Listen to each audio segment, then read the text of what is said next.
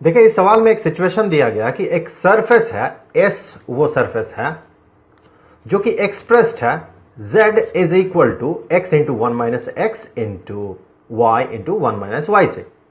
तो वो जो कर्व्ड सरफेस होगा वो इस फिगर में आपको दिख रहा है, और यह भी बताया गया है कि वो जो सरफेस है वो बाउंडेड होगा, जो कर्व होगा जिस कर्व से वो बाउंडेड होगा अर्थात उसका जो फाइनल रीजन होगा, जो रिम होगा, वो 0 से लेके 1 तक एक्स एक्सिस के डायरेक्शन में या एक्स एक्सिस में, और 0 से लेके 1 तक वाई एक्सिस में होगा। तो इसका जो बाउंड्री होगा ये आपको यहां पर दिखेगा 0 से लेके 1, तो ये ओरिजिन है, और वाई एक्सिस में 0 से लेके 1। तो अगर कर्व के पीछे आप देख पाए तो इसका बाउंड्री यहां भी है, और ये बाउंड्री इस तरह से इस कर्व से ये जो रीजन है ये रीजन बाउंडेड है। हमें करना क्या है, हमें सरफेस इंटीग्रल पता करना है। ये एक सरफेस इंटीग्रल होगा, ये एक ओपन सरफेस इंटीग्रल होगा, क्लोज्ड सरफेस इंटीग्रल नहीं, ओपन सरफेस इंटीग्रल। ऑब्वियस सी बात है, ये जो सरफेस है ये एक ओपन सरफेस है। सो ओपन सरफेस इंटीग्रल ये है वो वेक्टर जिसका हम ओपन सरफेस इंटीग्रल पता करेंगे। एक्स के कैप ये हो गया वो वेक्टर जिसका सरफेस इंटीग्रल इस सरफेस में हमें पता करना है। और यहां ऑब्वियस सी बात है, ये जो डीए है ये एक इनफाइनाइटेसिमल एरिया वेक्टर है जिसका की डायरेक्शन हमेशा आउटवर्ड नॉर्मल होगा। जैसे कि अगर आप इस रीजन में देखें तो ये आउटवर्ड नॉर्मल ऐसे होगा, अगर आप यहां पर देखें टॉप में देखें तो आउटवर्ड नॉर्मल डायरेक्शन ऐसे होगा। तो ये हमेशा आउटवर्ड नॉर्मल डायरेक्शन को दिखाएगा। यहां पर हम अप्लाई करेंगे Stokes theorem. So Stokes theorem हमें अप्लाई करना है, या curl theorem due to Stokes. ये होता क्या है, ये है कि अगर कोई ओपन सरफेस हुआ, वो ओपन सरफेस जिस रिम में ओपन है, या फिर कहे इसका जो बाउंड्री है जहां से ये ओपन हो रहा है, जिस कर्व से ये बाउंडेड है, जैसे कि इस ओपन सरफेस में देखें यहां से ये बाउंडेड है, यहां से इसका रिम है, यहां से ये खुला हुआ है इस जगह से।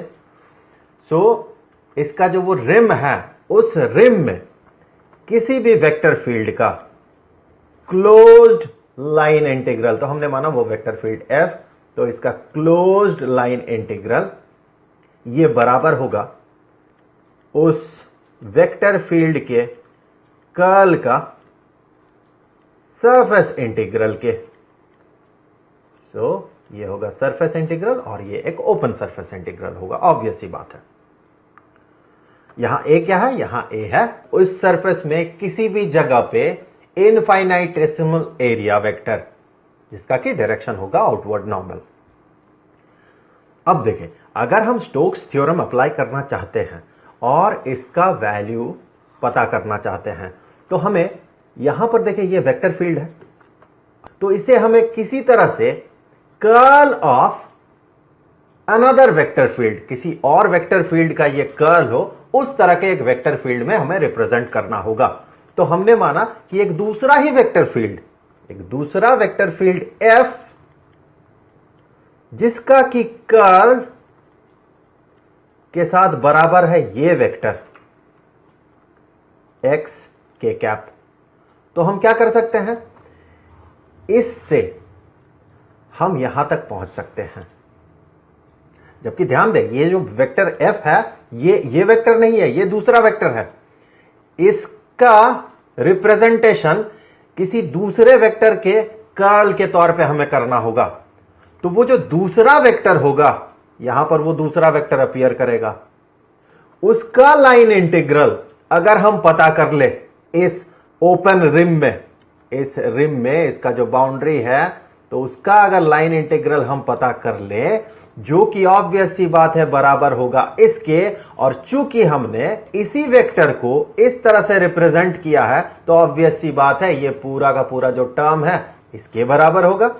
तो चलिए शुरू करते हैं। हमारा पहला टास्क जो है कि हमें एक्स के कैप इसे curl of some another vector, किसी और वेक्टर के कर्ल के तौर पे हमें रिप्रेजेंट करना होगा। तो हमने माना वो जो वेक्टर है वो वेक्टर है f। तो फिर कर्ल ऑफ वेक्टर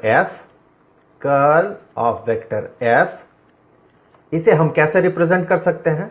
तो ये होगा, सबसे पहले मैट्रिक्स फॉर्म में हम लिख ले तो थोड़ा आसान होगा, गलती होने का चांस कम है। सो इसे हमने लिख दिया मैट्रिक्स फॉर्म में। कैसे? कि सबसे पहले coordinate unit vectors, rectangular coordinate unit vectors i cap, j cap और k कैप। सेकेंड रो में हम लिखते हैं partial derivative with respect to x, फिर partial derivative with respect to y, फिर partial derivative with respect to z।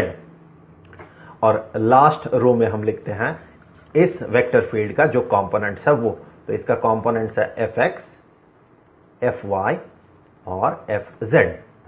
अब इस matrix का जो डिटर्मिनेंट होगा वही होगा डेल क्रॉस f, जो कि होगा इस वेक्टर फील्ड f का कर्ल।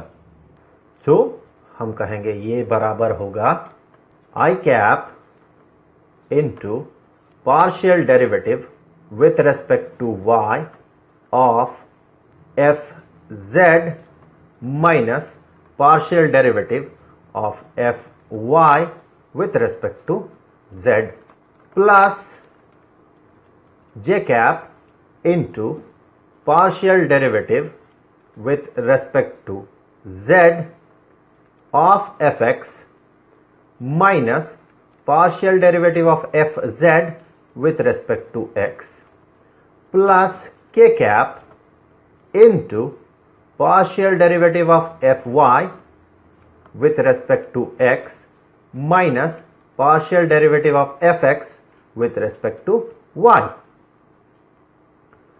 यहां पर देखें, हमें इस वेक्टर को रिप्रेजेंट करना है इस फॉर्म में। तो यहां पर ये जो वेक्टर है इसका सिर्फ z कंपोनेंट है। यहां पर देखें सिर्फ k कैप अपीयर कर रहा है। इसका मतलब ये जो टर्म होगा और ये टर्म होगा ये दोनों 0 के बराबर होगा, और यहां पर ये जो टर्म है ये x के बराबर होगा। सो मैं इसे एक बार लिख लेता हूं। इस पूरे एक्सप्रेशन को इस वेक्टर के साथ बराबर होने के लिए हमें चाहिए होगा कि partial derivative of fz with respect to y minus partial derivative of fy with respect to z ये 0 के बराबर हो, और partial derivative of fx with respect to z minus partial derivative of fz with respect to x ये भी 0 के बराबर हो, और ये x के बराबर हो। So partial derivative of fy with respect to x minus partial derivative of fx with respect to y ये बराबर हो x के। ये तीनों इक्वेशन सेटिस्फाई करने के लिए जो fx का वैल्यू होगा, fx इसे होना पड़ेगा कांस्टेंट, या फिर फंक्शन ऑफ ओनली x। क्योंकि देखिए इस पूरे सारे टर्म्स को बनना है 0, तो सिंपल सा सिचुएशन कंसीडर करते हैं। fx का पार्शियल डेरिवेटिव हम एक बार z के रेस्पेक्ट में पता कर रहे हैं, एक बार y के रेस्पेक्ट में पता कर रहे हैं। तो अगर fx खुद सिर्फ x का फंक्शन हो तो फिर उसका जब पार्शियल डेरिवेटिव हम पता करेंगे y या z के रेस्पेक्ट में तो वो 0 हो जाएगा। सो ये फंक्शन ऑफ ओनली x हो, ऐसा नहीं ये फंक्शन ऑफ z या फंक्शन ऑफ y हो, x के साथ फंक्शन ऑफ x और फंक्शन ऑफ y भी हो। जैसा कि f ऑफ x अगर हो जाए x इंटू y, तब नहीं होगा, क्योंकि तब इसका पार्शियल डेरिवेटिव पता करेंगे तो 0 नहीं होगा। साथ ही साथ जब fx का वैल्यू कांस्टेंट होगा तब भी जब हम इसका पार्शियल डेरिवेटिव पता करेंगे y और z के रेस्पेक्ट में तो वो 0 होगा। बहुत सिंपल सिचुएशन हम कंसीडर कर रहे हैं कि जब fx का वैल्यू 0 होगा तब भी partial derivative with respect to z of fx और partial derivative with respect to y of fx ये तब भी 0 होगा। तो चीजों को आसान रखते हुए हम मानेंगे fx इज इक्वल टू 0। देखिए हमें करना क्या था, हमें करना था ये कि वो जो वेक्टर अपीयर कर रहा था एक्स के कैप, उसे हमें एक दूसरे वेक्टर के कर्ल के तौर पे रिप्रेजेंट करना था। अब ये जो दूसरा वेक्टर है ये बहुत तरह का हो सकता है। आप fx का वैल्यू 0 माने तो एक वेक्टर आपको मिलेगा यहां पर, fx का वैल्यू आप कांस्टेंट, दूसरा कांस्टेंट माने तो भी आपको curl of that vector is equal to x के कैप मिलेगा। अगर आप fx का वैल्यू फंक्शन ऑफ x मानते हैं तब भी ये कंडीशन सेटिस्फाई करेगा जो हमें चाहिए। लेकिन चीजों को हमें सिंपल रखना है, हमें इस प्रॉब्लम को सॉल्व करना है, कॉम्प्लिकेटेड नहीं करना है। इसीलिए हम यहां कांस्टेंट वैल्यू नहीं कंसीडर करेंगे और फंक्शन ऑफ x भी कंसीडर नहीं करेंगे, हम fx का वैल्यू 0 कंसीडर करेंगे। उसी तरह से इस वेक्टर फील्ड का जो z कंपोनेंट होगा वो भी 0 के बराबर होगा। लेकिन इस वेक्टर फील्ड का जो y कंपोनेंट होगा वो 0 नहीं होगा, क्योंकि देखिए यहां से हमें ले आना है इस x को। तो फिर हम कहेंगे इसका जो y कंपोनेंट होगा ये होगा हाफ एक्स स्क्वायर्ड। सबसे आसान सिचुएशन, इसके साथ आप कांस्टेंट ऐड कर सकते हैं लेकिन हम करेंगे नहीं, चीजों को आसान रखेंगे। यहां पर देखिए इस टर्म को जब आप x के रेस्पेक्ट में पार्शियली डिफरेंशिएट करेंगे तो आपको मिलेगा x। अब देखिए बाकी टर्म्स क्या बन रहे हैं, क्या बाकी टर्म्स 0 बनेंगे? तो इसके लिए देखिए ये जो fx है ये है 0, तो fx को आप पार्शियली किसी के साथ भी डिफरेंशिएट करें, किसी के रेस्पेक्ट में भी डिफरेंशिएट करें, उसका वैल्यू होगा 0। तो यहां से ये हो गया कैंसिल, ये 0 हो जाएगा। Partial derivative of fx with respect to z 0 होगा, और partial derivative of fx with respect to y ये भी 0 होगा। अब देखिए आगे ये fz ये भी 0 है, तो अब fz को आप पार्शियली डिफरेंशिएट करें किसी के रेस्पेक्ट में भी, वो भी 0 होगा। तो partial derivative of fz with respect to y ये हो जाएगा 0। Partial derivative of fz with respect to x ये भी हो जाएगा 0। अब देखिए ये जो fy है, अर्थात वेक्टर फील्ड f का जो y कंपोनेंट है, ये सिर्फ x का फंक्शन है। इसका मतलब अगर हम fy को y के रेस्पेक्ट में या z के रेस्पेक्ट में पार्शियली डिफरेंशिएट करें तो हमें 0 मिलेगा। यहां तो y या z है ही नहीं, तो फिर यहां से देखिए partial derivative of fy with respect to z ये भी होगा 0। लेकिन partial derivative of fy with respect to x ये 0 नहीं होगा।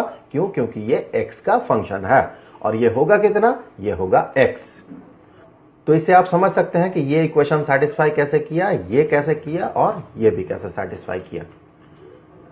तो ये जो वेक्टर फील्ड है, ये वेक्टर फील्ड f, ये f, इससे हम कह सकते हैं कि ये f ये बराबर होगा, जिसका कि y कंपोनेंट है ये, तो हम इस वेक्टर फील्ड को लिख सकते हैं हाफ एक्स स्क्वायर्ड जे कैप।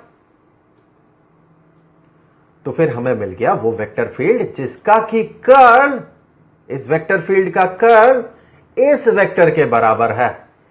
अब हमें करना यह है कि हमें इसे इवैल्यूएट करना है, तो मैं इसे कॉपी कर लेता हूं और यहां पर कर दिया हमने पेस्ट। इसे हम इवैल्यूएट करेंगे इस इंटीग्रल को। तो इसी को हम रिप्रेजेंट कर सकते हैं ऐसे कि ये है open surface integral of this vector, जो कि है कर्ल ऑफ दिस वेक्टर।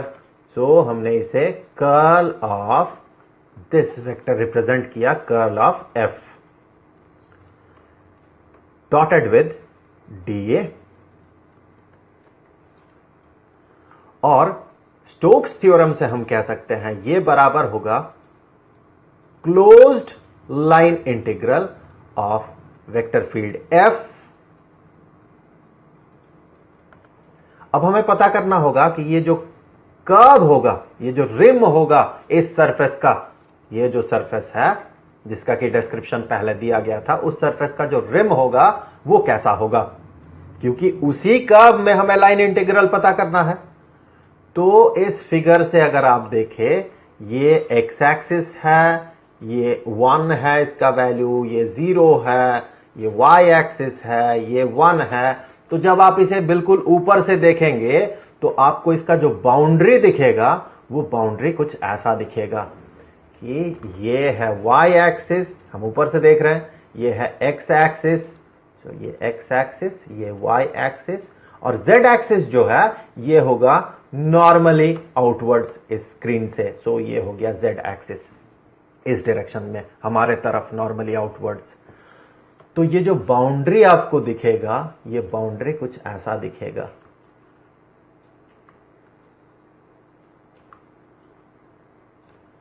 यहां से ये होगा ओरिजिन, ये पॉइंट होगा 1,0, ये पॉइंट होगा 1,1, और ये जो पॉइंट है ये होगा 0,1। अब वेक्टर फील्ड कैसा है हमने पता किया है। जो वेक्टर फील्ड है वो वेक्टर फील्ड ये है ½ x² j कैप। तो ये वेक्टर फील्ड इस रीजन में अगर आप देखें इस पॉइंट में तो वो वेक्टर फील्ड एग्जिस्ट नहीं करेगा। एक्स एक्सिस में आप बढ़ते जाएं तो इसका मैग्नीट्यूड बढ़ते जाएगा, और इसका जो डायरेक्शन होगा चूंकि सिर्फ इसमें j कैप अपीयर कर रहा है तो ये y एक्सिस के डायरेक्शन में होगा, और ये कुछ इस तरह से बढ़ते जाएगा। देखिए ½ इसका मैग्नीट्यूड इंडिकेट कर रहा है। तो x जितना बढ़ते जाएगा इसका मैग्नीट्यूड उसके स्क्वायर के टर्म में बढ़ते जाएगा। तो ये बढ़ते बढ़ते अंततः यहां पर कुछ ऐसा दिखेगा। हमें इवैल्यूएट करना है इस पूरे कर्व में, यहां से लेके ये जो पूरा कर्व है जो कि उस ओपन सरफेस का रिम था, इस कर्व में इस वेक्टर फील्ड का लाइन इंटीग्रल। तो ये जो टर्म है ये बराबर हो जाएगा closed line integral of this vector field. इसे हम 4 इंटीग्रल में तोड़ सकते हैं। तो ये हो गया हमारा पहला इंटीग्रल, यहां से यहां तक पहला जो लाइन सेगमेंट है ये हो गया इंटीग्रल 1, ये हो गया लाइन इंटीग्रल 2, ये हो गया लाइन इंटीग्रल 3, और ये हो गया लाइन इंटीग्रल 4। तो हम कह सकते हैं कि इस वेक्टर फील्ड का जो लाइन इंटीग्रल होगा इस कर्व में ये बराबर होगा I1 plus I2 plus I3 plus I4 के। तो यहां पर देखने वाली बात यह है कि वेक्टर फील्ड जो है ये वेक्टर F ये अलोंग y एक्सिस है हर जगह पे। तो फिर ये जो लाइन सेगमेंट है जो कि अलोंग x एक्सिस है, क्या इस लाइन सेगमेंट में इसका कोई लाइन इंटीग्रल बनेगा? क्योंकि हर जगह पे वेक्टर फील्ड इस लाइन के साथ 90 डिग्री का एंगल बना रहा है, परपेंडिकुलर है, तो इसका कोई लाइन इंटीग्रल नहीं बनेगा। उसी तरह से I3 भी 0 होगा, I1 0, I3 0। तो यहां पर I1 0 और ये I3 0 है। I4 देखे, I4 इस लाइन सेगमेंट में बना लाइन इंटीग्रल है। अब इस लाइन सेगमेंट में जो इसका मैग्नीट्यूड है इस वेक्टर का जिसके कारण लाइन इंटीग्रल बनेगा वो तो 0 है। यहां पर देखें हर एक पॉइंट में, यहां इस लाइन सेगमेंट में हर एक पॉइंट में x का वैल्यू 0 है। सो ये जो वेक्टर बनेगा इस वेक्टर का मैग्नीट्यूड 0 होगा, हाफ 0 स्क्वायर्ड j कैप। तो वेक्टर नल वेक्टर होगा। सो ये I4 ये भी 0 होगा, सिर्फ एग्जिस्ट करेगा I2। अब देखिए I2 होगा कितना, यहां पर जब x का वैल्यू होगा 1 तो आपको इस वेक्टर फील्ड का जो मैग्नीट्यूड है वो पता करना होगा। So at x is equal to 1 ये जो वेक्टर फील्ड होगा ये वेक्टर फील्ड बराबर होगा हाफ j कैप के, अर्थात इसका मैग्नीट्यूड होगा हाफ। हर पॉइंट में, चाहे पॉइंट आप यहां कंसीडर करें या यहां या यहां या यहां, कहीं भी आप कंसीडर करें, तो इसका जो मैग्नीट्यूड होगा वो होगा हाफ। तो फिर हम कह सकते हैं ये जो लाइन इंटीग्रल होगा जो कि बराबर होगा I2 के, और ये I2 ये बराबर होगा open line integral of half j cap along y from dy के रेस्पेक्ट में जब इंटीग्रेट कर रहे हैं तो इसका लिमिट देखें, फ्रॉम यहां y का वैल्यू 0, यहां y का वैल्यू 1। सो ये हो जाएगा, इसका लिमिट हो जाएगा फ्रॉम 0 to 1। आप इसे इंटीग्रेट करके देख ले तो ये बराबर होगा हाफ इंटू y, और इसका जो लिमिट होगा वो होगा 0 से लेके 1। आप इसे इवैल्यूएट करके देख ले, ये होगा हाफ।